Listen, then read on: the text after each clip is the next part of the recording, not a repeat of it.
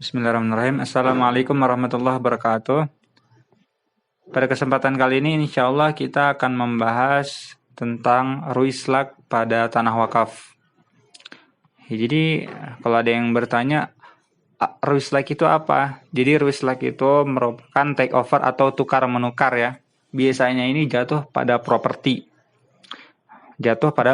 Misalnya tanah nih, tanah wakaf, kan kita bahas di tanah wakaf. Jadi tanah wakaf ini di ruislak, ditukar gara-gara misalnya buat disuruh pemerintah untuk tanah wakaf ini dipakai buat jalan raya gitu, menghalangi, akhirnya nanti tanah wakaf ini ditukar sama nilai yang sepadan, misalnya ditukar sama tanah gitu, tanah di daerah lain yang sepadan kayak gitu nilainya. Oke, langsung ke pembahasannya ya. Jadi boleh apa enggak nih? Oke, kita simak baik-baik. Harta wakaf mempunyai karakteristik unik yang menjadikannya layak sebagai modal abadi umat di tanah wakaf nih. Keunikannya terletak pada keharusan untuk menjaga keutuhannya dan mengelolanya secara produktif.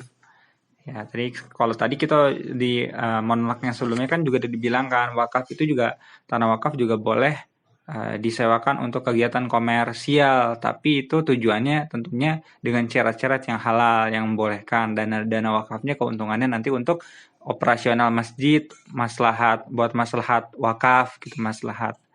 Jadi untuk untuk keuntungannya untuk biaya operasional pengelolaan wakafnya seperti itu ya. Nah, nanti dari hasil kelolanya harta wakaf ini secara produktif itulah diharapkan muncul keuntungan yang bisa dimanfaatkan atau didistribusikan kepada umat.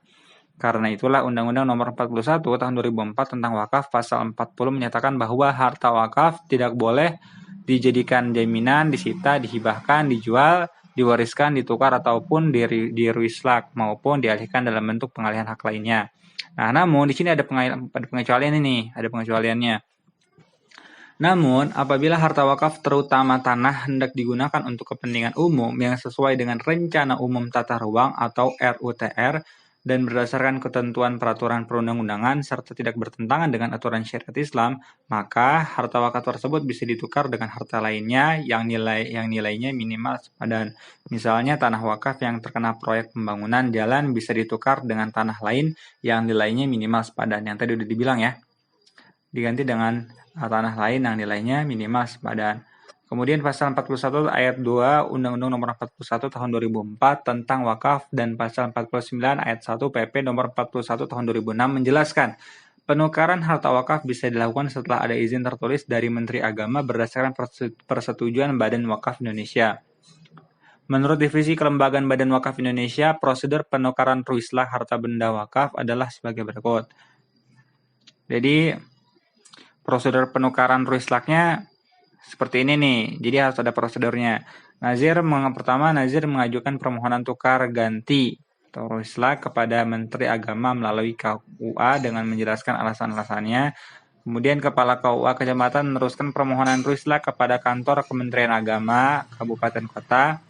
Kemudian Kepala Kantor Kementerian Agama Kota kemudian membentuk tim penilai harta benda wakaf dan harta penukarannya. 4. Bupati Wali Kota kemudian membuat surat keputusan berdasarkan penilaian dari tim penilaian tersebut. Ya. Jadi cukup panjang alurnya seperti itu. Kelima, Kepala Kantor Kementerian Agama Kabupaten Kota kemudian meneruskan permohonan ruislak dengan melampirkan hasil penilaian tim penilai kepada Kantor Wilayah Kementerian Agama Provinsi. Kemudian 6, Kepala Kantor Kementerian Agama Provinsi kemudian meneruskan permohonan ruislak kepada Menteri Agama melalui Direktur Jenderal Bimbingan Masyarakat Islam. 7. Direktur Jenderal Bimbingan Masyarakat Islam selanjutnya membuat permohonan pertimbangan atau rekomendasi ruislak kepada Badan Wakaf Indonesia atau BWI. BWI kemudian meneliti kelengkapan dokumen-dokumen ruislak dan merapatkannya dalam suatu rapat pleno.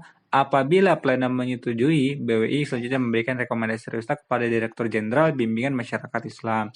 9. Direktur Jenderal Bimbingan Masyarakat Islam selanjutnya meneruskan permohonan dan rekomendasi ruislak kepada Sekretaris Jenderal Kementerian Agama untuk diteruskan kepada Menteri Agama dan diproses penerbitan SK dari Menteri Agama.